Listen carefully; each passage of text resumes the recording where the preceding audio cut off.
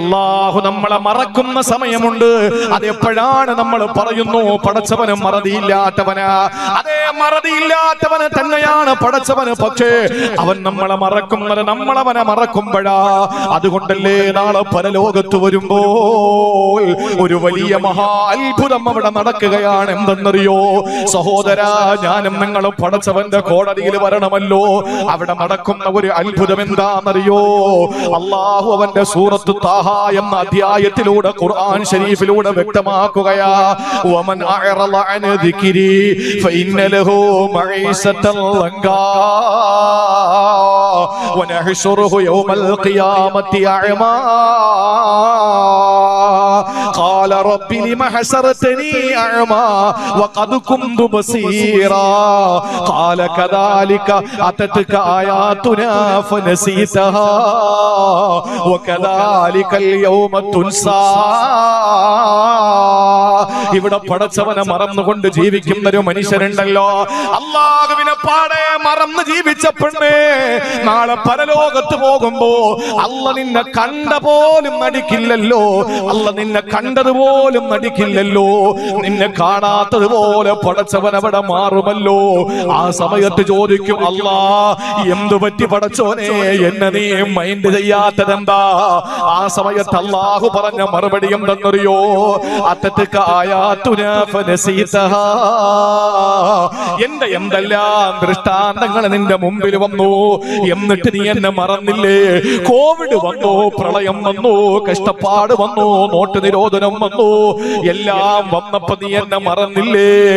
ആ മറന്നതിന് പകരം ഞാൻ ചെയ്യേണ്ടത് എന്താ? അൽ യൗമ തുൻസാ. ഇന്ന് ഞാൻ നിന്നെ മറന്നിരിക്കുകയാ. മറതിയില്ലാത്ത പടച്ചവനെ എന്ന് പാടി പുകഴ്ത്തിയ നമ്മളെ അല്ലാഹുറത്തിൽ വെച്ചങ്ങ് മറന്നു കളയുകയാ. അതുകൊണ്ട് സഹോദരങ്ങളെ, നമ്മൾ ജീവിതത്തിൽ അല്ലാഹനെ ഓർക്കാത്തൊരു നിമിഷം നമുക്ക് വേണ്ട. ഒരു നിമിഷം നമുക്ക് വേണ്ട. ഏതുവരെയാ നമ്മൾ ഓർക്കേണ്ടത്? നോമ്പ് എല്ലാ കൊല്ലവും പിടിക്കാൻ പറ്റണമെന്നുണ്ടോ? ഇരിക്കുന്ന എത്രയോ ആളുകൾക്ക് റമളാൻ നോമ്പ് പിടിക്കാത്തവരുണ്ടാവും. ശക്തമായ ശാരീരികമായ അസ്വസ്ഥതകൾ കാരണം നോമ്പ് പിടിക്കാത്ത ആളുകൾ ധാരാളം ഉണ്ട്. ബക്കറ്റിന്റെ സമയമായല്ലേ? ബക്കറ്റ് എടുക്കണ്ടേ? എടുക്കാൻ ഇത് കൂടെ പറഞ്ഞിട്ട് എടുക്കാം. ആരും പോവൂല ഇൻഷാ അല്ലാഹ്. നിങ്ങളൊക്കെ ആതിഥേയരും ഞാൻ അതിഥിയുമാണ്. അല്ലാഹു ബറക്കത്ത് ചെയ്യട്ടെ. നമ്മുടെ ഇൽമിലും അമലിലും അല്ലാഹു ബറക്കത്ത് ചെയ്യട്ടെ. ഇനി ഒറ്റ മണിക്കൂറുള്ള എല്ലാം കൂടി നമുക്ക് ആകെ ഉള്ള ഒറ്റ മണിക്കൂറാ. ഒന്ന് ശ്രദ്ധിച്ചിരുന്നോളി പ്രിയപ്പെട്ട സഹോദരങ്ങളെ. അല്ലാഹുവിന്റെ വിശുദ്ധമായ ഖുർആൻ നമ്മെ പഠിപ്പിച്ചത് നോമ്പ് പിടിക്കുന്ന ഒരു വിശ്വാസിയെ സംബന്ധിച്ചിടത്തോളം മരിക്കുന്നത് വരെ നോമ്പ് പിടിക്കാൻ ആർക്കാൻ പറ്റുമോ? സ്ത്രീകൾക്ക് എല്ലാം നോമ്പും കിട്ടുമോ? മാസത്തില് റമളാൻ മാസത്തിൽ എല്ലാ നോമ്പും കിട്ടുന്ന സ്ത്രീകളുണ്ടോ? ആർത്തവത്തിൽ നിന്ന് നിരാശയായ വൃദ്ധയായ സ്ത്രീകൾക്കപ്പുറത്ത് വേറെ ആർക്കും ആ ഭാഗ്യം കിട്ടുന്നില്ല. അവർക്ക് ചിലപ്പോ 6 or 7 നോമ്പ് പോകുന്നു. നിങ്ങൾ ചിന്തിച്ചു നോക്ക്. നമ്മളെ സംബന്ധിച്ചിടത്തോളം നമുക്ക് എല്ലാ കൊല്ലവും നോമ്പ് പിടിക്കാൻ പറ്റുമോ? ആരോഗ്യം നമുക്ക് അനുവദിക്കില്ല. നോമ്പ് പിടിക്കാതെ ഈ പരിശുദ്ധമായ റമളാൻ മാസം എത്തുമ്പോ നോമ്പ് പിടിക്കാൻ കഴിയാതെ വിഷമിക്കുന്ന 100 കണക്കിന് ആളുകൾ നമ്മുടെ നാട്ടിലുണ്ടാവും. നിസ്കാരം എല്ലാ പ്രാവശ്യവും നിസ്കരിക്കാൻ നമുക്ക് പറ്റുമോ? നമുക്ക് നിസ്കാരം ജീവിതത്തിന്റെ അവസാന ശ്വാസം വരെയും ചില ഘട്ടങ്ങളുണ്ട്. അങ്ങനെ ഇരുന്ന് പറ്റാത്തവൻ, നിന്ന് പറ്റാത്തവൻ, ഇരിക്കാൻ പറ്റാത്തവൻ, കിടക്കാൻ പറ്റാത്തവൻ, അതുപോലെ തന്നെ നിസ്കാരത്തിന്റെ ഓർമ്മകൾ കൊണ്ട് പറഞ്ഞ ഇതൊക്കെ നമ്മുടെ മുമ്പിലുണ്ട്. അപ്പോഴും നമസ്കാരം എന്ന് പറയുന്ന പ്രവർത്തനം നമ്മുടെ ജീവിതത്തിൽ മരിക്കുന്നതായുള്ള ആളുകൾ ചിന്തിച്ചു നോക്കിയേ. ഹജ്ജ് ഒരൊറ്റ തവണ അവിടെ എത്തിപ്പെട്ട അൽഹംദുലില്ലാഹ് നമ്മൾ രക്ഷപ്പെട്ടു. ഇസ്ലാമിന്റെ കർമ്മങ്ങൾ ഇങ്ങനെ പരന്നു കിടക്കാണല്ലോ. ഇസ്ലാമിന്റെ അമലുകൾ ഇങ്ങനെ പരക്കെ വ്യാപിച്ചു കിടക്കാണല്ലോ. അല്ലാഹുവിന്റെ ഹബീബേ അത് എല്ലാം കൂടി എനിക്ക് ചെയ്യാൻ പറ്റണമെന്നില്ല. അതിനുള്ള കഴിവ് എനിക്കില്ല നബിയേ. അതിന്റെ കഴിവ് എനിക്കില്ല പ്രവാചകരെ. അതുകൊണ്ട് ഞാൻ എന്താ ചെയ്യേണ്ടത്? എനിക്ക് അവസാന നിമിഷം വരെ മടിയില്ലാതെ ചെയ്യാൻ പറ്റുന്ന ഒരു അമല് പറഞ്ഞത് തരുവോ? സഹോദരങ്ങളെ, വാക്ക് ശ്രദ്ധിക്കണേ. ഒരു അനുചരന്റെ, ഒരു സഹാബിയുടെ ആശങ്ക പങ്കുവെക്കുകയാ. നമ്മളെ പോലെയല്ല, നമ്മൾ പറയുന്നത് പോലെയല്ല. ഒരു സഹാബി വന്നിട്ട് തിരുനബിയോട് ചോദിക്കുന്നു, നബിയേ, ഇസ്ലാമിന്റെ കർമ്മങ്ങൾ, അമലുകൾ ഒരുപാട് വിന്യസിക്കപ്പെട്ടതല്ലേ, പരന്ന് പടർന്ന് പന്തലിച്ച് കിടക്കുകയല്ലേ, എല്ലാം ചെയ്യാൻ എനിക്ക് കഴിയണമെന്നില്ലല്ലോ നബിയേ. അതുകൊണ്ട് മരിക്കുന്നത് വരെ മുടങ്ങാതെ ചെയ്യാൻ പറ്റിയ ഒരു അമലൊന്ന് പറഞ്ഞു തരുവോ? നബി തങ്ങൾ നിസ്കാരമല്ല പറഞ്ഞു കൊടുത്തത്, നബി തങ്ങൾ പറഞ്ഞു കൊടുത്തത് നോമ്പല്ല, റസൂല് പറഞ്ഞു കൊടുത്തത് ദാനധർമ്മങ്ങളല്ല, ഹജ്ജല്ല, ഉംറയല്ല, സിയാറത്തല്ല. പിന്നെ എന്താ പറഞ്ഞു കൊടുത്തത്? ലാ യസാലു ലിസാനുക റത്ബൻ ബിദിക്രില്ലാ. അവസാന നിമിഷം വരെ നിന്റെ നാവ് ദിക്ർ കൊണ്ട് നനയട്ടെ. ഒന്ന്, അത് ദിക്റാണ് എന്ന് നബി മുഹമ്മദ് മുസ്തഫ. വാ തുറക്കാൻ അടയ്ക്കാൻ പറ്റുന്നില്ല ഒരാൾക്ക്, വാ അടയ്ക്കാൻ പറ്റുന്നില്ല. ചില ആളുകൾക്ക് വായിൽ എന്തെങ്കിലും പ്രശ്നങ്ങൾ വന്ന് വാ അടയ്ക്കാൻ പറ്റുന്നില്ല. വായില് വേദന വന്നു. ഒരു മനുഷ്യന്റെ അവസ്ഥ നിങ്ങൾ ആലോചിച്ച് നോക്കിയേ. എനിക്കിപ്പോഴും ഓർക്കുന്നുണ്ട്, ഒരു രോഗി ക്യാൻസർ ബാധിച്ചിട്ട് ആ മരണാസന്നനാകുന്ന ഘട്ടത്തിന്റെ ഒരാഴ്ചക്കാലം വാ അടയ്ക്കാൻ കഴിയാതെ വാ തുറന്നിങ്ങനെ വെച്ചിരിക്കുകയാ. ആ വായിൽ തൊണ്ടക്കുഴിയിൽ വലിയ വലിയ കുരുക്കൽ വന്നിട്ട് അടയ്ക്കാൻ പറ്റുന്നില്ല, ഒരു തുള്ളി വെള്ളം ഇറക്കാൻ പറ്റുന്നില്ല. അദ്ദേഹം വായ് ഇങ്ങനെ തുറന്നു വെച്ചിരിക്കുകയാണ്. ആലോചിച്ച് നോക്കണം, ആ മനുഷ്യൻ മരണപ്പെടുന്ന അവസ്ഥ. ഒരാഴ്ച കഴിഞ്ഞിട്ട് അദ്ദേഹം മരണപ്പെട്ടു. നിങ്ങൾക്കറിയോ, ഒരു അത്ഭുതം ഞാൻ നിങ്ങൾക്ക് പറഞ്ഞു തരാം. ചുണ്ടിനെന്ത് വേദന വന്നാലും, നാവിന് എന്ത് വേദന വന്നാലും, വായിൽ എന്തെല്ലാം ബുദ്ധിമുട്ടുകൾ വന്നാലും നമുക്ക് മുടങ്ങാതെ ചൊല്ലാൻ പറ്റുന്ന ഒരു ദിക്റുണ്ട്. ഏതാണെന്നറിയോ? ഏതാ? ലാ ഹൗല വലാ ഖുവത ഇല്ലാ ബില്ലാഹിൽ അലിയിൽ അലീം. ചൊല്ലാൻ പറ്റുമോ? എത്ര തവണ വാടക്കണം? സുബ്ഹാനല്ലാഹ് വാടക്കണം, അൽഹംദുലില്ലാഹ് വാടക്കണം. നിങ്ങൾ നോക്ക്, അല്ലാഹു അക്ബർ വാടക്കണം. നിങ്ങൾക്ക് പറയുന്ന മനസ്സിലായോ? ലാ ഹൗല വലാ ഖുവത ഇല്ലാ ബില്ലാഹ് എന്നൊക്കെ പറയുമ്പോൾ എത്ര തവണ വാ അടഞ്ഞു തുറക്കണം? അല്ലാഹു അക്ബർ വാടയണം, സ്വല്ലല്ലാഹു അലാ മുഹമ്മദ് വാടയണം. പക്ഷേ ഏത് മാരകമായ രോഗം പിടിപെട്ട് ആശുപത്രിയിൽ ICUവിൽ കിടക്കുന്നവനാണെങ്കിലും വാ തുറന്ന് അവന്റെ വായിൽ നിറച്ച് കുരുക്കളായി വാ തുറക്കാൻ അടയ്ക്കാൻ പറ്റാത്ത അവസ്ഥയിൽ കഷ്ടപ്പെടുന്നവനും പറയാൻ പറ്റുന്നൊരു ദിക്റുണ്ട്. എന്നറിയോ? ചുണ്ടുകൾ ചേർത്ത് പിടിക്കേണ്ടി വരാത്തൊരു ദിക്ർ അല്ലാഹു നമുക്ക് തന്നു. അതാ നമ്മളാക്കിയത്. അത് പറഞ്ഞുകൊണ്ട് മരിക്കുന്നവൻ ദഖലൽ ജന്ന, അവനാണ് സ്വർഗം. ലാ ഇലാഹ ഇല്ലല്ലാഹ്. വാ അടയ്ക്കേണ്ട കാര്യമില്ല, വാ കൂട്ടേണ്ട കാര്യമില്ല. നിങ്ങൾ നോക്ക്, ലാ ഇലാഹ ഇല്ലല്ലാഹ്. ഈ ദിക്ർ ചൊല്ലിയോ ചൊല്ലിയില്ലോ എന്ന് അടുത്തിരിക്കുന്നവർക്ക് അറിയാൻ പോലും പറ്റില്ല. കാരണം സുബ്ഹാനല്ലാഹ് അടക്കമുള്ള മറ്റ് ദിക്റുകൾ ചെല്ലുമ്പോൾ അടുത്തിരിക്കുന്നവർക്ക് അറിയാൻ ചുണ്ട് അനങ്ങുന്നുണ്ട്. ചില ആളുകളുടെ അടുത്ത് പോയി ഇങ്ങനെ വായി നോക്കിയിരിക്കും ചിലര് മരിക്കാൻ നേരത്ത്. അവൻ കലിമയൊന്നും ചൊല്ലിയില്ല. എങ്ങനെ അറിയും എന്റെ പൊന്നു സഹോദര? അവന്റെ ചുണ്ട് കൂട്ടുന്നതല്ലേ നീ നോക്കുന്നത്? വായ തുറന്നു വെച്ചിട്ട് ചൊല്ലാൻ പറ്റുന്നതാണ്. ഒന്ന് മനസ്സിലൊന്ന് ചൊല്ലി നോക്കിയേ. നിങ്ങൾ വീട്ടിൽ പോയിട്ട് കിടക്കുമ്പോ ഒന്ന് ചിന്തിച്ചു നോക്കിയേ. ലാ ഇലാഹ ഇല്ലല്ലാഹ് നാവ് കൊണ്ട് പറയുന്നതല്ലാതെ ചുണ്ടിന്റെ ഒരു സഹായോടെ വേണ്ടി വരുന്നില്ല. ആ ചുണ്ടിനെ ഒരിക്കലും ഡിപ്പെൻഡ് ചെയ്യേണ്ട വാക്കല്ല. ഒരിക്കലും ആ ചുണ്ടിന്റെ സഹായം ഇല്ലാതെ ചൊല്ലാൻ പറ്റുന്ന ദിക്ർ ലാ ഇലാഹ ഇല്ലല്ലാഹ്. പ്രിയപ്പെട്ട സഹോദരങ്ങളെ, അതാണ് അല്ലാഹുവിന്റെ റസൂല് പറഞ്ഞത്. എനിക്ക് അവസാന നിമിഷം വരെ ചെയ്യാൻ പറ്റുന്ന ഒരു അമൽ എനിക്ക് പറഞ്ഞു തരുവോ? ലാ യസാലു ലിസാനുക റത്ബൻ മിൻ ദിക്രില്ലാഹ്. അല്ലാഹുവിന്റെ ദിക്ർ, അഫ്ളലു ദിക്ർ കൊണ്ട് നിന്റെ നാവ് എപ്പോഴും നനഞ്ഞുകൊണ്ടിരിക്കട്ടെ മോനെ എന്ന് പറഞ്ഞിട്ട് ആ പ്രിയപ്പെട്ട സഹാബിയെ മടക്കി വിടുകയാണ്. അതുകൊണ്ട് റസൂലുള്ളാഹിയോട് നമ്മൾ അല്ലാഹുവിനോട് നമ്മൾ ഒന്നാമതായിട്ട് ചോദിക്കാൻ റസൂലുള്ളാഹി പഠിപ്പിച്ചു തന്നത് അഇന്നി അലാ ദിക്രിക. പടച്ചോനെ, അവസാന നിമിഷം വരെ നിന്നെ ഓർക്കാനുള്ള തൗഫീഖ് എനിക്ക് തരണേ അല്ലാഹ്. രണ്ടെണ്ണം കൂടെ ഉണ്ടെന്ന് പറയാലോ സാറേ. രണ്ടാമത്തെ കാര്യം എന്താണെന്നറിയോ? ഇനി ഇത്രയും നീട്ടിക്കൊണ്ട് പോകൂല. രണ്ടാമത്തെ കാര്യം അല്ലാഹുവിന്റെ ഹബീബ് പഠിപ്പിക്കുകയാണ്, നീ ചോദിക്കണം, അല്ലാഹുമ്മ ഇന്നീ അലാ ദിക്രിക, പടച്ചവനെ നിന്നെ ഓർക്കാൻ ദിക്ർ ചൊല്ലാനുള്ള തൗഫീഖ് തരണേ അല്ലാ. രണ്ടാമതേതെന്നറിയോ?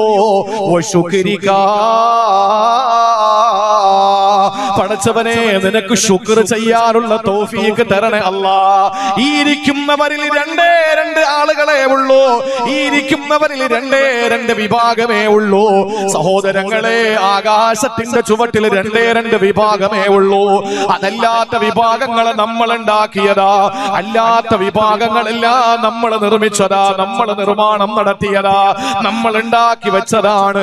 ലോകത്ത് അല്ലാഹുവിന്റെ അടിമകൾ രണ്ട് ഗ്രൂപ്പേ ഉള്ളൂ, രണ്ട് വിഭാഗമേ ഉള്ളൂ. ഏതെന്നറിയോ? സൂറത്തുൽ ഇൻസാനിൽ അല്ലാഹ് പറയുകയാണ്, ഇന്നാ ഹദൈനാഹു സബീൽ, ഇസ്ലാം എന്ന പാത ഞാൻ തുറന്നു കൊടുത്തിരിക്കുകയാ. ഇമ്മാ ശാകിറൻ വ ഇമ്മാ കഫൂറാ, ഒന്നുകിലും നന്ദി കേട്ടവനാണ്, അല്ലെങ്കിലും നന്ദിയുള്ളവനാ. ഒന്നുകിൽ ശാകിറാണ്, അല്ലെങ്കിൽ കാഫിറാ. നിങ്ങൾ ശ്രദ്ധിക്കണേ സഹോദരങ്ങളെ, പടച്ചവന്റെ വാക്ക് നിങ്ങൾ ഭയക്കണം, ഞാനും ഭയപ്പെടേണ്ടതാണ്. അല്ലാഹ് പറയുന്നു, സുന്ദരമായ ഇസ്ലാമിന്റെ മനോഹരമായ ഋജുവായ പാത അല്ലാഹു നമുക്ക് കാണിച്ചു തന്നിട്ടുണ്ട്. എന്നിട്ട് രണ്ട് പാതകൾ അല്ലാഹു തആല രണ്ട് കൂട്ടരായി അല്ലാഹു തരം തിരിച്ചു. ഇമ്മാ ശാകിറാ, ഒന്നുകിൽ അവന് ശുക്ർ ചെയ്യുന്നവനാണ്, നന്ദിയുള്ളവനാ. ഇമ്മാ കഫൂറാ, അല്ലെങ്കിൽ അവന് നന്ദി കെട്ടവനാണ്. സഹോദരങ്ങളെ, ഇവിടെ ശുക്ർ ചെയ്യാത്തവനെ, അല്ലാഹുവിനെ നന്ദി രേഖപ്പെടുത്താത്തവനെ അല്ലാഹു പറഞ്ഞ വാക്കേതാണ്? കാഫിർ എന്ന വാക്കാണ്. അല്ലാഹുക്ക് വേറെ വാക്കില്ലാത്തത് കൊണ്ടാണോ അങ്ങനെ പറഞ്ഞത്? അല്ല. നോക്കണേ സഹോദരങ്ങളെ, ഖുർആനിൽ അല്ലാഹു പറഞ്ഞ വാക്ക്, നിങ്ങൾ എന്നെ ശുക്ർ ചെയ്യുന്നിടത്തോളം നിങ്ങൾക്ക് ഞാൻ നിഅമത്തുകൾ തരാ. ഇവിടെ പാവപ്പെട്ട ഒരു സഹോദരൻ ഒരു ഹോട്ടൽ നടത്തിയിട്ട് ആ ഹോട്ടലിൽ നിന്ന് കിട്ടുന്ന ജീവിതത്തിന്റെ അന്നം അതിന്റെ വക തന്റെ മക്കൾക്ക് കൊടുക്കുന്ന അഷ്റഫെന്ന പ്രിയപ്പെട്ട നമ്മുടെ സഹോദരന് ഇവിടെ 3.5 സെന്റ് ഭൂമിയാണ് ശംസുൽ ഉലമയുടെ പേരിലുള്ള ഈ സ്ഥാപനത്തിന് വേണ്ടി കൊടുത്തത്. 1/2 സെന്റ് അദ്ദേഹത്തിന്റെ ജ്യേഷ്ഠനും കൊടുത്തു. ചിന്തിക്കണേ, സമ്പന്നനല്ല, കോടീശ്വരനല്ല, ലക്ഷപ്രഭുവല്ല. അന്നത്തെ ജീവിതത്തിന്റെ വക കണ്ടെത്താൻ ഒരു ഹോട്ടൽ തുറന്നു വെച്ചിട്ട് അതിൽ നിന്ന് കിട്ടുന്നതല്ലേ ജീവിതത്തിന്റെ പ്രിയപ്പെട്ട മക്കൾക്ക് കൊടുക്കാൻ വേണ്ടിയിട്ട് അധ്വാനിച്ചത്. അതിൽ നിന്ന് നന്ദിയായിട്ട് അല്ലാഹുവിന് കൊടുത്തത് 3.5 സെന്റ് ഭൂമിയാണ്. നിങ്ങൾ എഴുതി വെച്ചോ, അല്ലാഹു അദ്ദേഹത്തിന് വർദ്ധിപ്പിച്ചു കൊടുക്കും. എന്തുകൊണ്ടെന്നറിയോ? ഇതെന്റെ വാക്കല്ല. ലഇൻ ശകർതും, നീ ശുക്ർ ചെയ്താൽ, ഞാൻ തന്നതിൽ നീ നന്ദി രേഖപ്പെടുത്തിയാൽ, ലഅസീദന്നകും, ഞാൻ നിനക്ക് വർദ്ധിപ്പിച്ചു തരുന്നതാ. വലഇൻ കഫർതും ഇന്ന അദാബി ലശദീദ്, ഞാൻ നിനക്ക് നന്നതിൽ നീ ശുക്ർ ചെയ്തില്ലെങ്കിൽ, അഥവാ നീ കുഫർ ചെയ്താൽ, അല്ലാഹു വേറെ വാക്ക് പറയാമായിരുന്നല്ലോ.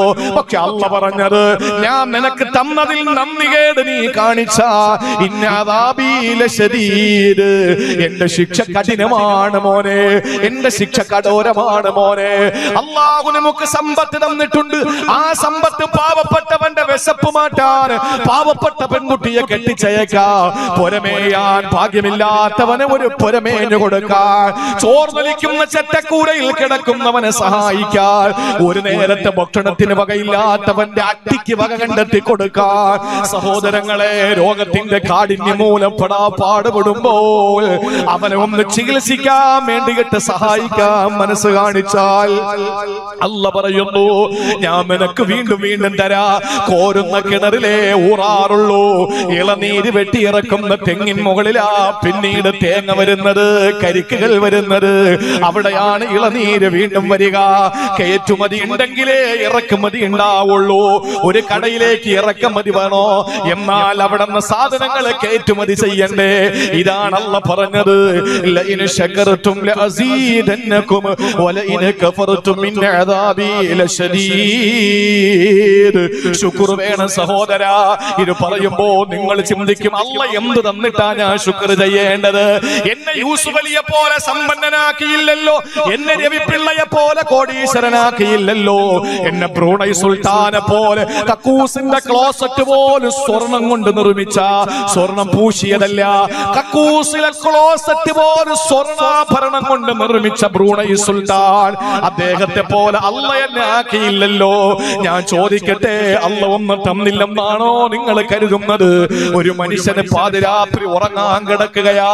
എന്നെ കേൾക്കുന്ന പെങ്ങളെ, വാടക വീട്ടില് കിടക്കുന്നവരാകാ, മോളെ കെട്ടിക്കാൻ ഒരു നയാ പൈസ ഇല്ലാത്തതിന്റെ പേരിൽ ആളുകളുടെ മുമ്പിൽ ചെന്ന് കൈനീട്ടുന്നവരാകാ, ചികിത്സിക്കാൻ വകയില്ലാതെ കഷ്ടപ്പെടുന്നവരാകാ, ഒരു നേരത്തെ ഭക്ഷണം കഴിക്കാൻ വകയില്ലാതെ ആളുകൾ തരുന്ന സഹായത്തിൽ കഴിയുന്നവരാകാം. പക്ഷേ ഒരു മനുഷ്യന് പാതിരാത്രി കിടക്കാൻ വേണ്ടി ഒരുങ്ങുമ്പോ ആ മനുഷ്യൻ അല്ലാഹുവിനോട് പറഞ്ഞത്രേ, യാ റബ്ബി, എന്റെ നാഥാ, അഫ്ഖർതനി, നീ എന്നെ ഫഖീറാക്കി കളഞ്ഞല്ലോ, എനിക്കൊന്നും തന്നില്ലല്ലോ പടച്ചവനെ. വഗ്നൈത ഫുലാനാ, തൊട്ടപ്പുറത്തെ വീട് ചൂണ്ടിക്കാണിച്ചിട്ട് പറയുന്നു, അവന് നീ സമ്പത്ത് കൊടുത്തല്ലോ അല്ലാ, അവനെപ്പറ മുറി കടകളാ, അവന് വീട്ടിൽ വിശദീകരിച്ച വാഹനമാ മുറ്റത്ത്, അവന്റെ മക്കളെല്ലാം ഉയർന്ന വിദ്യാഭ്യാസ മേഖലയിലാ, എനിക്കൊന്നും തന്നില്ലല്ലോ, എനിക്കൊന്നും തന്നില്ലല്ലോ. അങ്ങനെ ഒരു ചിന്ത എന്റെ കാവുംപറയിലെ ഏതൊരു പെണ്ണക്കാണോ വന്നിട്ടുള്ളത്, അവര് കേൾക്കട്ടെ.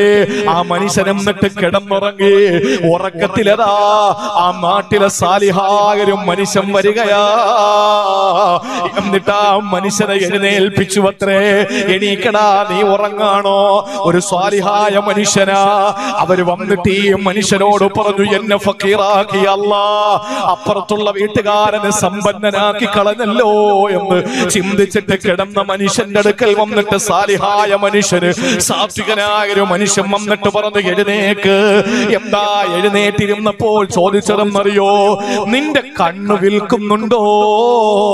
നിന്റെ കണ്ണ് നീ കൊടുക്കുന്നുണ്ടോ? കണ്ണിന് ഞാൻ വില തരാം, 100,000 ദീനാർ, 1,00,000 ദീനാർ നിനക്ക് ഞാൻ തരാ. നിന്റെ കണ്ണ് കൊടുക്കുന്നുണ്ടോ? ആ മനുഷ്യൻ പറഞ്ഞു, ഇല്ല, കൊടുത്താ പിന്നെ ഞാൻ എന്തുകൊണ്ടാ കാണുക? രണ്ടാമതാ സാലിഹായ മനുഷ്യൻ ചോദിച്ചു അത്രേ, എന്നാ നിന്റെ കാത് കൊടുക്കുന്നുണ്ടോ? 1,00,000 ദീനാർ തരാ. അയാള് പറഞ്ഞു, പിന്നെ ഞാൻ എന്തുകൊണ്ടാ കേൾക്കുക? ചുരുക്കി പറഞ്ഞാൽ ശരീരത്തിന്റെ ഓരോ അവയവങ്ങളെയും എടുത്തെടുത്ത് ചോദിക്കുകയാ. കാലിന്റെ തള്ളവിരൽ മുതൽ അവന്റെ തലമുടി വരെയുള്ള സകലമാന ഭാഗങ്ങളെയും എടുത്തു ചോദിച്ചു, 1,00,000 ദീനാർ വെച്ച് തരാം, എനക്ക് തരാൻ മനസ്സുണ്ടോ? അയാളിരുന്ന് പൊട്ടിക്കരയുകയാ. അയാള് തേങ്ങി തേങ്ങി കരയുകയാ. എന്നിട്ട് പടച്ചവനോട് പറയുന്നു, അല്ലാഹുമ്മ ലക്കൽ ഹംദ്, അല്ലാഹുമ്മ ലക്കൽ ഹംദ്, അല്ലാഹുമ്മ ലക്കൽ ഹംദ്. അല്ലാഹുവേ, നിനക്കാണ് സർവസ്തുതി അല്ലാ, നിനക്കാണ് സർവസ്തുതി അല്ലാ. അൽഹംദുലില്ലാഹ്. ശുക്രിന്റെ വാചകം അവിടെ ഇരുന്നു കൊണ്ട് മൊഴിയുകയാണ്. കോടികൾ തന്നില്ലെങ്കിൽ എന്താ? ഈ ഒരു കണ്ണില്ലെങ്കിൽ ഉള്ള അവസ്ഥ ആലോചിച്ച് നോക്കിയേ. തന്റെ മക്കളെ കാണാൻ പറ്റുമോ? ഭാര്യയെ കാണാൻ പറ്റുമോ? ഈ നീലാകാശത്തെ കാണാൻ പറ്റുമോ? ഈ പച്ചപ്പട്ട് വിരിച്ച ഭൂമിയെ കാണാൻ പറ്റുമോ? ഈ മാമലകളെ കാണാൻ പറ്റുമോ? ഈ മാമരങ്ങളെ കാണാൻ പറ്റുമോ? ഈ സാഗരങ്ങളെ കാണാൻ പറ്റുമോ? എന്തിന്? കഴിക്കുന്ന ഭക്ഷണത്തിന്റെ ആ ചോറിന്റെ കളറ് കാണാൻ നിനക്ക് പറ്റുമോ? കാഴ്ച ജന്മനായില്ലാത്തവരോട് ചോദിച്ചു നോക്കണം, മൈക്ക് എന്താന്ന്. മൈക്ക് അതെന്താന്ന് ചോദിച്ചു നോക്ക്. അവര് പഠിച്ച അറിവ് വെച്ച് പറയും. സംസാരിക്കുന്നത് പുറത്തേക്ക് കൊണ്ടുവരുന്ന സാധനം കണ്ടിട്ടുണ്ടോ? ആകാശത്തിന്റെ നിറം കണ്ടിട്ടുണ്ടോ? ഭൂമിയുടെ പച്ചപ്പ് കണ്ടിട്ടുണ്ടോ? എന്താ പച്ചയെന്നറിയോ? എന്താ ചുവപ്പെന്നറിയോ? എന്താ ആകാശമെന്നറിയോ? ഉമ്മാടെ മുഖം എങ്ങനെ ഇരിക്കുന്നു എന്നറിയോ? സ്വന്തം മുഖം കണ്ണാടിയിലൂടെ കണ്ടിട്ടുണ്ടോ? ഇതൊന്നുമില്ലാത്തൊരു മനുഷ്യനും നിങ്ങൾ വെറുതെ ഒന്ന് സങ്കല്പിച്ചു നോക്കിയേ. ഒരു കണ്ണിന് അല്ലാഹു തന്ന ആ പവർ ഉണ്ടല്ലോ പ്രിയപ്പെട്ട സഹോദരങ്ങളെ, ലോകത്ത് എവിടെ വെച്ചായാലും ഞാൻ വർഷങ്ങൾക്ക് മുമ്പ് പ്രസംഗിച്ച ആ പ്രസംഗ സ്ഥലത്ത് എന്നെ കൊണ്ടുപോയ പ്രിയപ്പെട്ട പണ്ഡിത സഹോദരനെ ഞാൻ കണ്ടപ്പോ ചോദിച്ചു, നിങ്ങളെന്താ ഇത്ര കൊല്ലം കഴിഞ്ഞു കണ്ടിട്ടെന്ന്. ഞാൻ അദ്ദേഹത്തെ അപ്പോഴേ തിരിച്ചറിഞ്ഞത് എന്തുകൊണ്ടാണ്? എന്റെ കണ്ണിനുള്ള പവർ തന്നത് കൊണ്ടല്ലേ, എന്റെ മെമ്മറിക്കുള്ള പവർ തന്നത് കൊണ്ടല്ലേ, അദ്ദേഹം പറഞ്ഞത് ഞാൻ കേട്ടത് എന്റെ കാതുകൾക്ക് ശക്തിയുള്ളത് കൊണ്ടല്ലേ, ഞാൻ അദ്ദേഹത്തെ ഇപ്പൊ കണ്ടുമുട്ടിയത് നടന്നു വരാൻ എനിക്ക് കാലിന് ശക്തിയുള്ളത് കൊണ്ടല്ലേ. നിങ്ങൾ ആലോചിച്ച് നോക്കൂ, ഇതിനൊക്കെ വിലയിടാൻ നിന്നാൽ, നിങ്ങളൊന്ന് ആലോചിച്ചേ, ഇതിനൊക്കെ വിലയിടാൻ നിന്നാൽ അള്ളാഹു ഒന്നും തന്നില്ലെന്ന് പറയാൻ പറ്റുമോ? അങ്ങനെയാണെങ്കിൽ നമ്മൾ ഏറ്റവും വലിയ സമ്പന്നൻ ആരാണെന്ന്, ഏറ്റവും വലിയ അനുഗ്രഹം ഏതാണെന്ന് ചോദിക്കേണ്ടത് ആരോടെന്നറിയോ? ആരോടാ ചോദിക്കേണ്ടത്? വീട്ടിൽ മലമൂത്ര വിസർജനം ചെയ്യാൻ ഒരാളുടെ സഹായം ആവശ്യം വരുന്ന ഒരാൾക്ക് എന്നിട്ട് ചോദിക്കണം, അള്ളാഹു തന്ന ഏറ്റവും വലിയ അനുഗ്രഹം എന്താന്ന് ചോദിക്കണം. ഇതൊന്നും അറിയാത്തവൻ പറയും, ഓ അത് വലിയ mall, hyper market, super market, അതുപോലെ തന്നെ വലിയ വലിയ സ്ഥാപനങ്ങള്, നമ്മളിപ്പോ അർഷദിനെ പോലത്തെ വലിയ വലിയ തടി മുതലാളിമാര്, അള്ളാഹു ഒരു ചെറിയ കടയാണ്, അള്ളാഹു ബർക്കത്ത് കൊടുക്കട്ടെ. പാവല്ലേ, ആമീൻ പറയും. ഇത്രയും ദൂരെ യാത്ര ചെയ്ത് എന്നെ വിളിക്കാൻ വേണ്ടി വന്ന മറ്റൊരു അർഷദിന്റെ ഭാര്യ ഇന്നോ നാളെയോ ഡെലിവറിക്ക് കൊണ്ടുപോകാൻ വേണ്ടിയിരിക്കും. അള്ളാഹു സുഖപ്രസവം നൽകട്ടെ. എന്നാലേ നമ്മുടെ ഭാര്യയ്ക്ക് സുഖപ്രസവം കിട്ടുള്ളൂ. മറ്റുള്ളവന് ദ്വാരൊക്കെ ആമീൻ പറയണം, ഇല്ലെങ്കിൽ പണി അമ്മക്കാ വീഴുന്നത്. അവൻ ആമീൻ പറയാൻ മലക്കുകളുണ്ട്, അമ്മക്ക് ആമീൻ പറയാൻ ആരും ഉണ്ടാവൂല. പ്രിയപ്പെട്ട സഹോദരങ്ങളെ, അള്ളാഹു നമുക്ക് തന്ന നിഅമത്തുകൾ ചില്ലറയല്ല. രോഗിയായി കിടക്കുന്നവന്റെ അടുത്ത് എന്നിട്ട് ചോദിക്കണം, കാക്ക ഏറ്റവും വലിയ അനുഗ്രഹം ഏതാ? അത് അനുഭവിക്കുമ്പോഴേ അറിയാൻ പറ്റുള്ളൂ. ഞാൻ ഇരുത്തിക്കൊണ്ട് വിഷമിപ്പിക്കുന്നതല്ല. അഷ്റഫ് സാഹിബിനോട് ചോദിക്കണം, അള്ളാഹു തന്ന നിഅമത്ത് ഏതാ? എനിക്ക് റോഡ് സൈഡിൽ ഒരു ചെറിയ ഹോട്ടലല്ല, പിന്നെയോ ഒരു മകന്റെ വേർപാടിന്റെ വേദന തിരിച്ചറിയുമ്പോഴേ അത് മനസ്സിലാക്കാൻ പറ്റുള്ളൂ. നമുക്ക് ഇപ്പൊ ഒന്നും അറിയില്ല, ഇപ്പോഴൊന്നും അറിയില്ല. അള്ളാഹു എന്തെല്ലാം നിഅമത്തുകൾ നമുക്ക് തന്നു. ഒരു ശുക്ർ ചെയ്യാൻ നമുക്ക് മനസ്സുണ്ടോ? ആ മനസ്സില്ലാത്തത് കൊണ്ടാണ് പടവലം പോലെ താഴോട്ട് നമ്മൾ വളരുന്നത്. നമുക്ക് മേപ്പോട്ട് പൊങ്ങണമെങ്കിൽ ലഇൻ ശക്കർതും ലഅസീദന്നകും, നമ്മൾ ശുക്ർ ചെയ്തുകൊണ്ടിരിക്കണമെങ്കിൽ അള്ളാഹു തന്നോണ്ടിരിക്കുള്ളൂ. എന്തെങ്കിലും തന്നാ ഉടനെ അൽഹംദുലില്ലാ പറയണം. ഒരു ഗ്ലാസ് വെള്ളം കുടിച്ചാൽ അൽഹംദുലില്ലാ, ഒരു പിടി ആഹാരം കഴിച്ചാൽ അൽഹംദുലില്ലാ, ഇത് നമുക്ക് പറയാൻ കഴിഞ്ഞാൽ മാത്രമേ പ്രിയപ്പെട്ട സഹോദരങ്ങളെ അള്ളാഹു നമുക്ക് വീണ്ടും വീണ്ടും തരുള്ളൂ. ഇത് അള്ളാഹു ഒരടിക്ക് എവിടെന്നെങ്കിലും ഒരു 10 ലക്ഷം രൂപ തന്നാൽ 10 രൂപ പള്ളിക്ക് ചോദിച്ചാൽ ഞാൻ തരൂല, കട്ടപ്പെട്ടുണ്ടാക്കിയാണ്, പോടാ പോയി പണി നോക്കടാന്ന് പറയും. പോക്കറ്റ് ഇട്ടുകൊണ്ട് നടക്കും. അള്ളാഹു താല 20 ലക്ഷം രൂപ ആശുപത്രി കൊണ്ട് കൊടുക്കാനുള്ള പണി ഒപ്പിച്ചു തരും. അതേസമയം 10 ലക്ഷം രൂപ കയ്യിൽ തന്നു അള്ളാഹു താല. എന്താ വേണ്ടത്? 1 ലക്ഷം രൂപ. ബിസ്മില്ലാ, അതായിരിക്കട്ടെ, 9 ലക്ഷം രൂപ ലാഭം തന്നല്ലോ, പടച്ചോനല്ലേ 10 ലക്ഷം തന്നത്. അപ്പൊ അള്ളാഹ് ചെയ്യുന്ന എന്താ അറിയാ? ഒന്നിന് 10 അള്ളാഹു താല അടുത്ത 10 ലക്ഷം രൂപ അവന് കൊടുക്കും. അപ്പൊ 19 ലക്ഷം രൂപയായില്ലേ? വീണ്ടും അള്ളാഹു താല ചോദിക്കാൻ മനുഷ്യന്റെ നാവിലൂടെ, പള്ളിക്ക് വേണ്ടി എന്തെങ്കിലും കൊടുക്കുവോ? എത്ര വേണം? 50,000 രൂപ. ബിസ്മില്ലാ, കിടക്കട്ടെ. 50,000 രൂപ കൊടുത്ത് അള്ളാഹു താല 5 ലക്ഷം കൊടുക്കുള്ളൂ. ഒന്നിന് 10 ആണ്. ഇത് ഈ നാളെയാണെന്ന് പറയണം ലോട്ടറിക്കാരനെ മാത്രമേ നമുക്ക് വിശ്വാസമുള്ളൂ. അത് എന്ന് പോയാലും കേൾക്കുന്ന വാക്ക് തന്നെ, നാളെയാണ്. ഇന്ന് ആർക്കും പഠിച്ചിട്ടില്ല, എല്ലാം നാളെ. അതിൽ മാത്രം നമുക്ക് വിശ്വാസമുണ്ട്. അള്ളാഹു പറയാണ്, ഒന്നിന് 10 നിങ്ങൾക്ക് തരാം. ഒരു നെൽമണി എടുത്ത്, ഖുർആൻ പറഞ്ഞ ഉപമ അതാണ് ബഖറയില്. ഒരു നെൽമണി എടുത്തിട്ട് ഒരു കൃഷിപ്പാടത്തിലേക്ക് വെക്കുന്ന ഒരുത്തൻ, അതിൽ നിന്ന് 7 കതിരുകൾ വന്നു. നോക്ക്, ഒരു നെല്ലെടുത്ത് കുഴിച്ചിട്ടപ്പോ 7 കതിര് പൊട്ടി. ഓരോ കതിരിലും 100 വീതം, അല്ലേ സാർ? 100 എണ്ണം വീതം. അപ്പൊ എത്ര? 700 ആയ. വെച്ചതെത്ര? ഒരു ധാന്യമണി. വന്നതെത്ര? 700. ഇതാണ് സ്വതക്ക. ഇത് ഖുർആൻ പറഞ്ഞ ഉദാഹരണമാണ്, എന്റെ വാക്കല്ല. അതുകൊണ്ട് പ്രിയപ്പെട്ടവരെ, സമ്പത്ത് അല്ലാഹുവിന്റെ മാർഗത്തിൽ തന്നതുപോലെ വിനിയോഗിക്കുക. ശരീരം അല്ലാഹു തന്ന ആഫിയത്ത്, ആരോഗ്യം അല്ലാഹു തന്നതാണ്, നിഅമത്താണ്. അത് അവന് വേണ്ടി വിനിയോഗിക്കണേ സഹോദരാ. നാളെ ഒന്ന് നിന്ന് നിസ്കരിക്കണമെന്ന് ചിന്തിക്കുമ്പോ ഡിസ്കിന് കംപ്ലൈന്റ് ആയിരിക്കും. ഒന്ന് കുനിയണമെന്ന് തോന്നുമ്പോ കുനിയാൻ പറ്റൂല. ഒന്ന് സുജൂദിൽ കിടക്കണമെന്ന മോഹം വരുമ്പോ മുതുക് വളയാത്ത അവസ്ഥ വരുന്നു. ആ സമയത്ത് സഹോദരങ്ങളെ, നമുക്ക് ആരോഗ്യമുള്ളപ്പോൾ നമ്മളതെല്ലാം നന്ദി കാണിക്കണം. മനുഷ്യന്റെ അവസ്ഥ എന്താണ്? മനുഷ്യന്റെ അവസ്ഥ എന്താണെന്നറിയോ? നമുക്ക് എന്ത് കിട്ടിയാൽ നമുക്ക് അങ്ങോട്ട് കൊടുക്കാൻ ഭയങ്കര താല്പര്യം. അല്ലാഹ് അങ്ങനെയല്ല. നമ്മൾ എന്തെല്ലോ തെറ്റുകൾ ചെയ്യുന്നിട്ട് അള്ളാഹു എന്തെങ്കിലും നമുക്ക് തടഞ്ഞോ? വീട്ടിൽ വേലക്കാരന് നമ്മൾ കഴിക്കുന്ന ഭക്ഷണം കൊടുത്ത്, നമ്മൾ കുടിക്കാൻ വെള്ളം കൊടുത്ത്, നമ്മൾ ഉടുക്കാൻ തുണി കൊടുത്ത്, എല്ലാം കൊടുത്ത്, എന്നിട്ട് അവൻ നാട്ടുകാരെ മുമ്പ് ചെന്ന് നമ്മളെ കൊഞ്ഞനം കുത്തിയാൽ നമ്മൾ നാളെ ആഹാരം കൊടുക്കോ? ചിന്തിച്ചു നോക്കിയേ, നമ്മൾ കൊടുക്കോ? അവന് പിറ്റന്ന് മുതൽ പട്ടിണിക്കിടും നമ്മൾ. അല്ല എല്ലാം തന്ന്, ഭക്ഷണം തന്ന്, വെള്ളം തന്ന്, കുടിക്കാൻ തന്ന്, ഉടുക്കാൻ തന്ന്, ഓടാനും ചാടാനും ഇരിക്കാനും നിൽക്കാനും ചിരിക്കാനും കരയാനും തിന്നാനും കുടിക്കാനും ഒക്കെ അള്ളാഹു താല ആരോഗ്യം സർവ്വതും തന്നു. എന്നിട്ട് അല്ല പറഞ്ഞു, എടാ ഒന്ന് എണീറ്റ് സുബഹി നിസ്കരിക്ക്, കിടന്ന് മൂടി പുലച്ചുറങ്ങാൻ. എടാ ഒന്ന് ളുഹർ നിസ്കരിക്ക്, പടച്ചോനെ സമയമില്ല പെട്ടെന്ന് ഇടം പോരണ്ട്. അസർ നിസ്കരിക്ക്, വന്ന ക്ഷീണമാ പടച്ചോനെ. മഗ്രിബ് നിസ്കരിക്ക്, വല്ലാത്തൊരു ശാരീരികമായ ബുദ്ധിമുട്ട്. ഇശാ നിസ്കരിക്ക്, വല്ലാതെ ഉറക്കം വരുക പടച്ചോനെ എന്ന് പറഞ്ഞിട്ട് പിറ്റേന്ന് രാവിലെ സുബഹിക്ക് അള്ളാഹു ഭക്ഷണം തരാതിരുന്നോ? ആലോചിച്ച് നോക്കിയേ. മൂസാ നബി ഒരിക്കൽ അള്ളാഹുവിനോട് പറഞ്ഞു, പടച്ചവനെ ഇലാഹി, എന്റെ നാഥാ, എനിക്കൊരു കാര്യം ചോദിക്കാനുണ്ട്, തരുവോ അല്ലാ? അല്ല ചോദിച്ചു മൂസാ നബിയോട്, എന്താ വേണ്ടത്?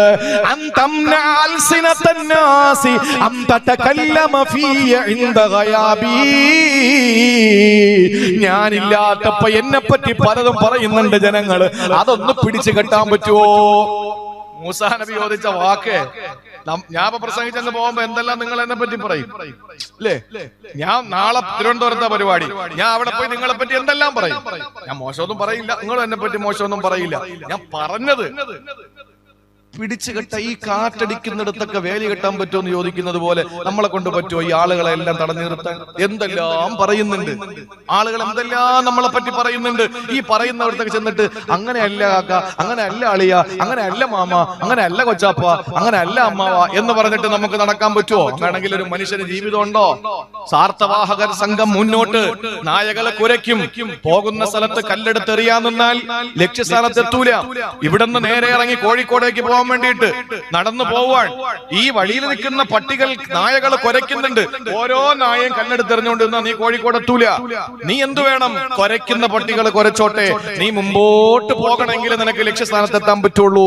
എന്റെ വാക്കല്ല, ഒരു ചിന്തകന്റെ വാക്കാ എന്ന് പറഞ്ഞതുപോലെ ആളുകൾ പറയുന്നത് കാര്യമാക്കണ്ട. നിങ്ങൾക്കറിയോ, മൂസാ നബി അലൈഹിസ്സലാം പറഞ്ഞു, പടച്ചോനെ എനിക്ക് ഒറ്റ കാര്യം തന്നാ മതി, എന്നെ പറ്റി ഞാൻ ഇല്ലാത്തപ്പോ ആരും പറയരുത്. അത് പറ്റുമോ അല്ലാ? ആ സമയത്ത് അല്ല പറഞ്ഞ മറുപടി എന്താണെന്നറിയോ? അതാ നമ്മുടെ വിഷയം. മൂസാ നബിയോട് അല്ല പറയുന്നു, യാ മൂസാ, മൂസ നബിയേ,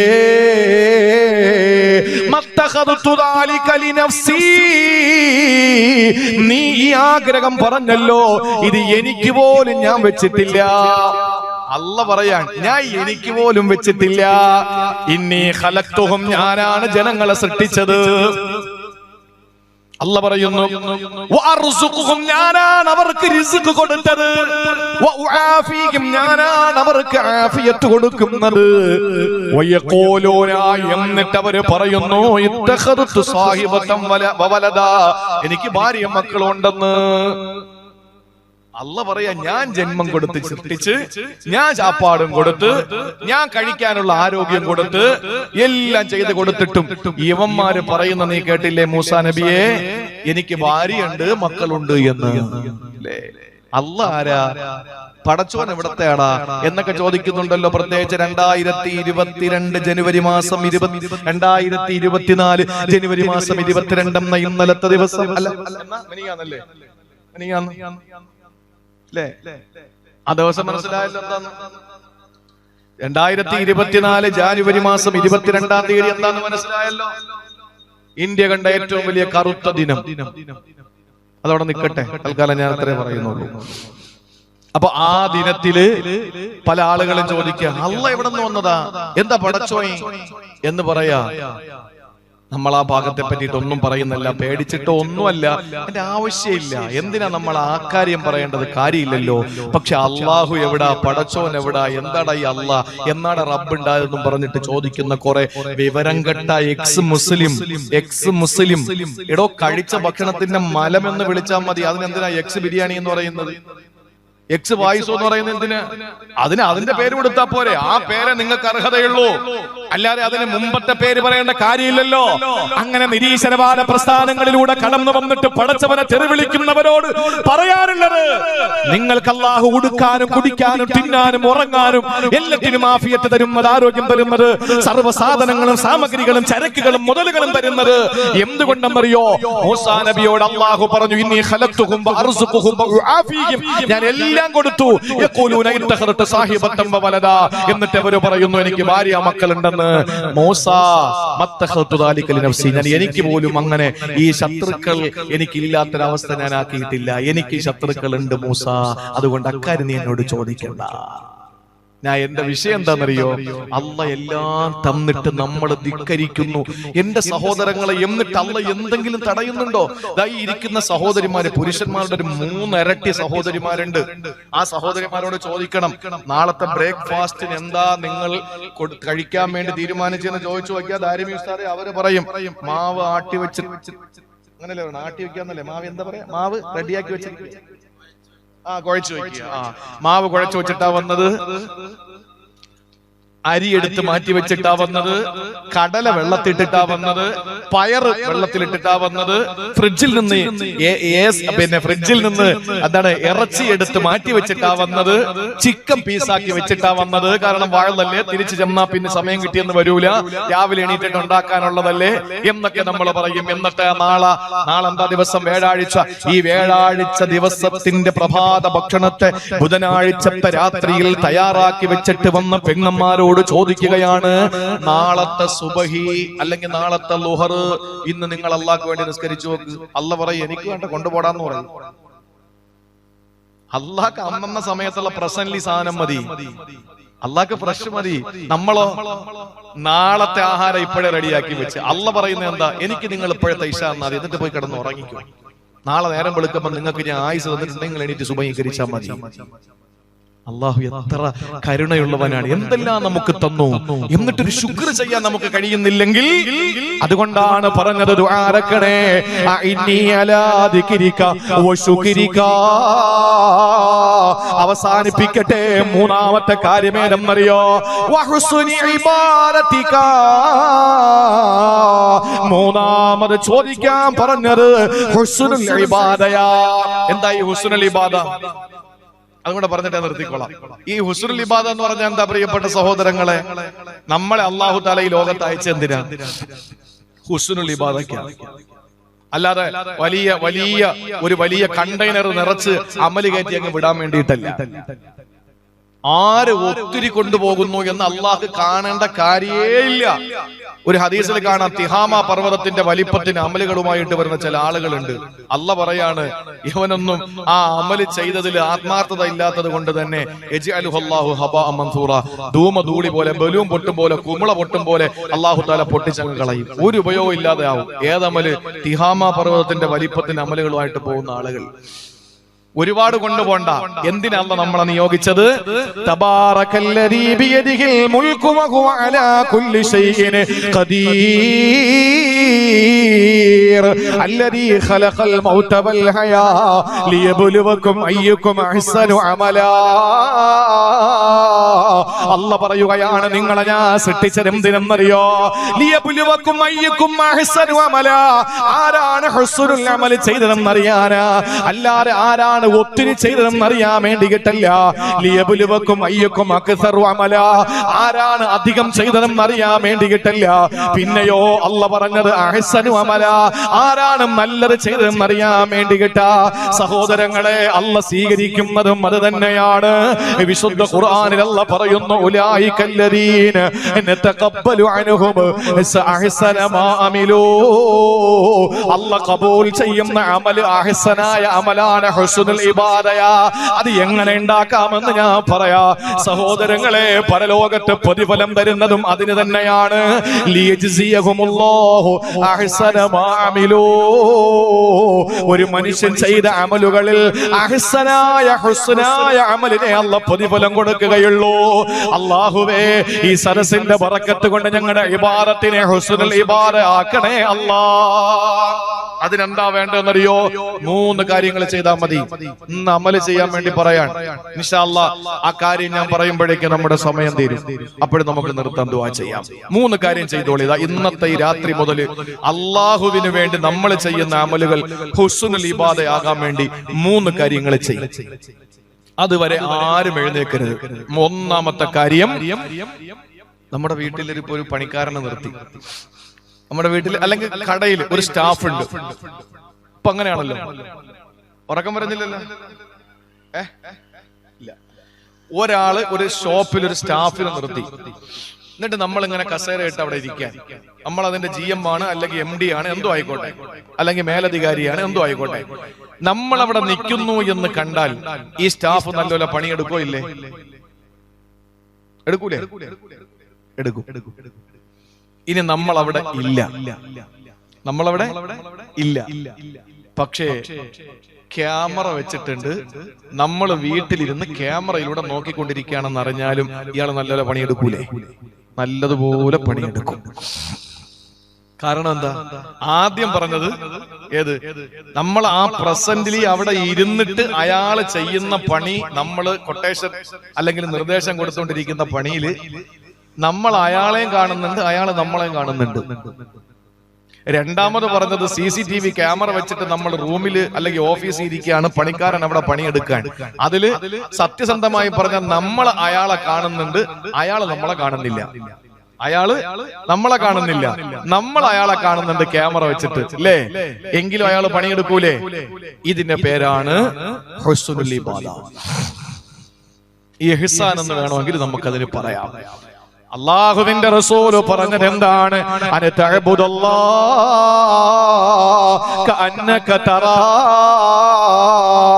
നീ അല്ലാഹുവിനെ കാണും പോലെ ഇബാദത്ത് എടുക്കണേ മനുഷ്യ. അല്ലാഹുവിനെ കാണുന്നത് പോലെ ഇബാദത്ത് എടുക്കണേ മനുഷ്യ. ഏതുപോലെ എന്നറിയോ? നമ്മളൊരു പണിക്കാരനെ നിർത്തിയിട്ട് അടുത്ത് നമ്മൾ ചെന്നിരിക്കുമ്പോ ആ പണിക്കാരൻ നമ്മളെ കണ്ടുകൊണ്ടിരിക്കുകയാ. അതാണ് തഅബുദല്ലാഹ കഅന്നക തറാ. നീ അല്ലാഹുവിനെ കാണുന്നത് പോലെ ഇബാദത്ത് എടുക്കണേ മനുഷ്യ. രണ്ടാമത് ഫഇല്ലം തകുന തറാഹു ഫഇന്നഹു യറാ. അത് CCTV ക്യാമറയിലൂടെ നോക്കുമ്പോൾ നീ അവനെ കാണുന്നില്ലെങ്കിലും ആ ജോലിക്കാരൻ, ആ മുതലാളി നിന്നെ കാണുകയാണല്ലോ. എന്നതുപോലെ നീ പടച്ചവനെ കാണുന്നില്ലെങ്കിലും അവൻ നിന്നെ കണ്ടുകൊണ്ടിരിക്കുകയാ. സഹോദരങ്ങളെ, അങ്ങനെ ഇബാദത്ത് എടുക്കണം. ഏത് സമയത്തും നമ്മുടെ ഇബാദത്തുകൾ ഇതെന്റെ പടച്ചവൻ നോക്കിക്കൊണ്ടിരിക്കുകയാ.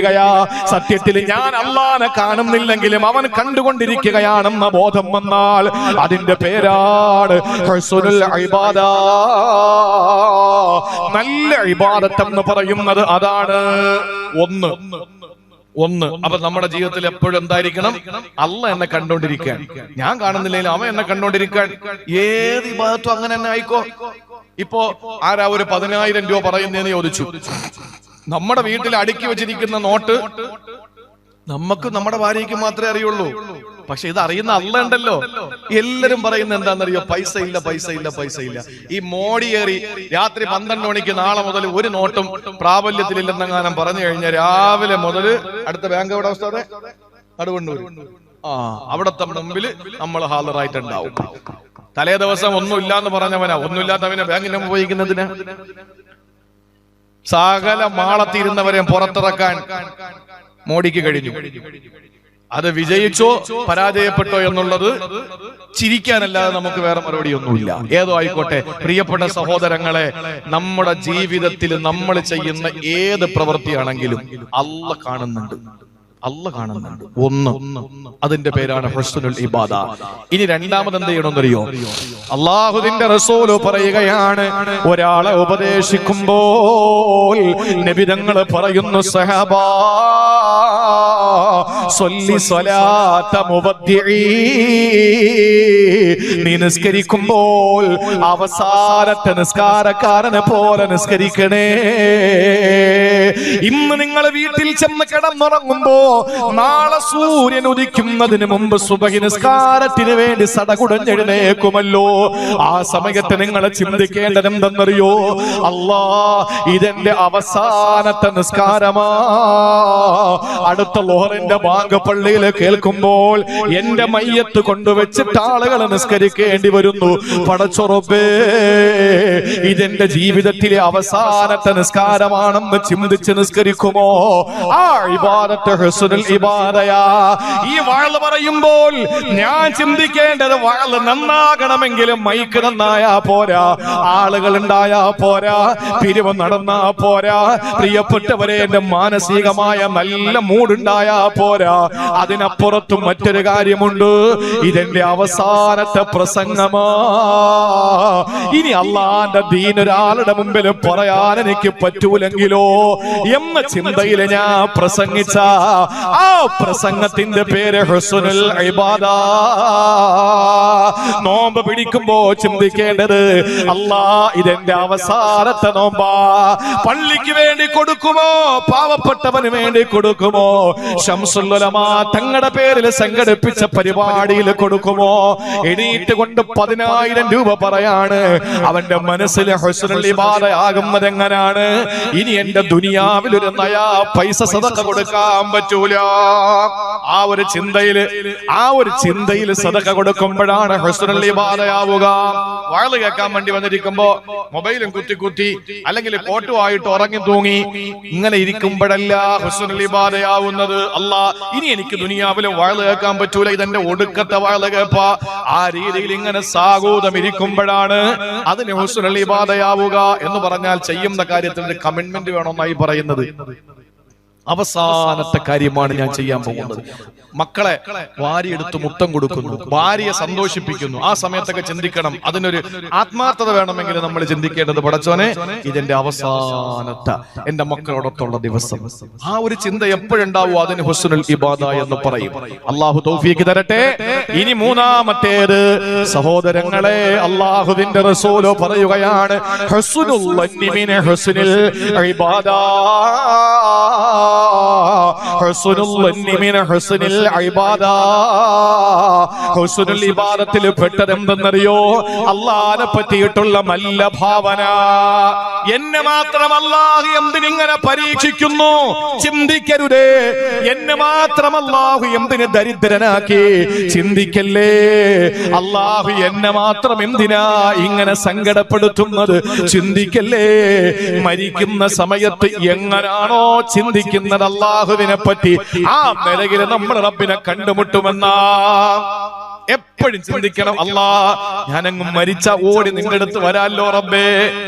അല്ലാതെ നമ്മൾ ചിന്തിക്കുക, അല്ലാ ഞാൻ മരിച്ചു പോയാൽ നീ എന്നെ ഇടിക്കുമല്ലോ, കബറിലിട്ട് എന്നെ അടിക്കുമല്ലോ, മലായിക്കത്തുകളെ കൊണ്ട് കുത്തുമല്ലോ, ഇങ്ങനെ ചിന്തിച്ച് നടക്കാതെ, അല്ലാഹുവേ ഞാൻ മരണപ്പെട്ട് നിന്റെ അടുത്ത് വന്നാ നീ റഹ്മത്ത് കൊണ്ട് എന്നെ അങ്ങ് പൊതിയൂലേ, നീ എന്നെ വാരി പുണരൂലേ, എനിക്ക് നീയല്ലേ ഉള്ളൂ, നിനക്ക് ഞാനല്ലാത്ത അടിമകളുണ്ട്, പക്ഷെ എനിക്ക് നീ മാത്രമേ ഉള്ളൂ.